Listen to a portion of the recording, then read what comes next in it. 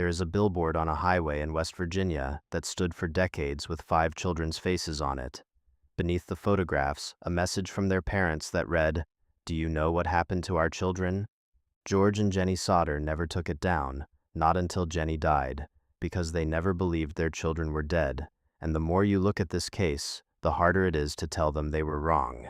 It was Christmas Eve, 1945, Fayetteville, West Virginia. The Sodder family, George, Jennie, and their 9 children, went to bed sometime around midnight. It had been a good evening.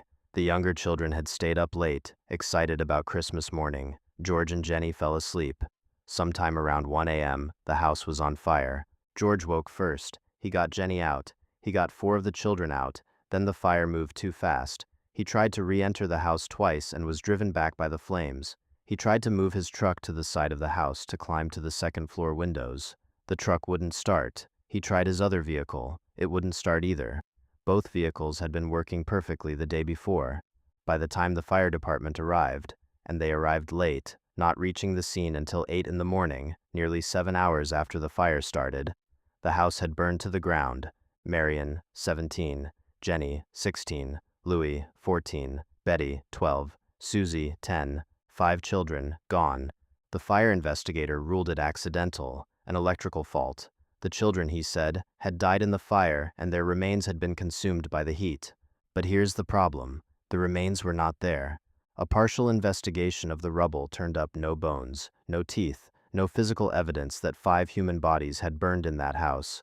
George Sodder, not satisfied, hired someone to excavate the entire site. They found a liver, intact, not burned, that investigators later said came from the soil and was unrelated. They found very little else, nothing consistent with 5 children having died there. Fire experts who examined the case later pointed out that even in extremely hot fires, bones survive, teeth survive. The human body does not simply vanish in a residential house fire. The Sodder home burned hot, but not crematorium hot. Something should have been found, and then the witnesses came forward. A woman named Mrs. Ida Crutchfield told investigators she had been awake on Christmas Eve and had seen a man on the Sodder property earlier that evening near the fuse box. She didn't know who he was.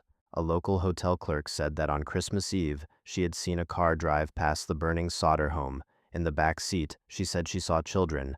She said one of them looked out the window at her. She said the child looked scared.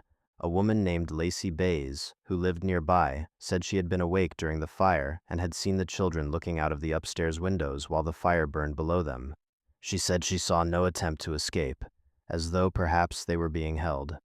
There were reports of a man who had visited the Sodder home earlier in the fall, a stranger, an insurance salesman of sorts, who had made a comment to George Sodder that his house was going to burn and his children were going to be destroyed. George had dismissed it at the time.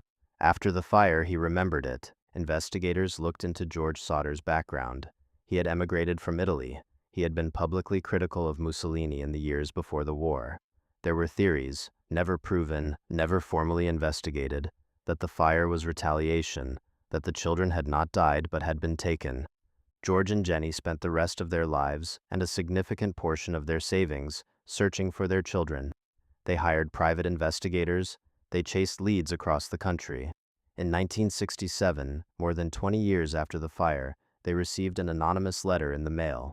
Inside was a photograph of a man in his 30s. On the back, written in pencil, were the words, "Louis Sodder. I love brother Frankie. Lil boys, a 90132. The photograph looked nothing like the child Louis Sodder, or it looked exactly like what Louis Sodder might have looked like as an adult, depending on who you ask. The lead went nowhere. Every lead went nowhere. George Sodder died in 1968. Jennie Sodder died in 1989. The billboard came down. The case was never solved. Marion, Jennie, Louis, Betty, and Susie Sodder have never been found. No remains, no confirmed sightings, no explanation for where 5 children went on Christmas Eve in 1945. Some cases leave physical evidence, clues, a trail. This one left a billboard on a highway, and 2 parents who spent 40 years asking a question nobody ever answered.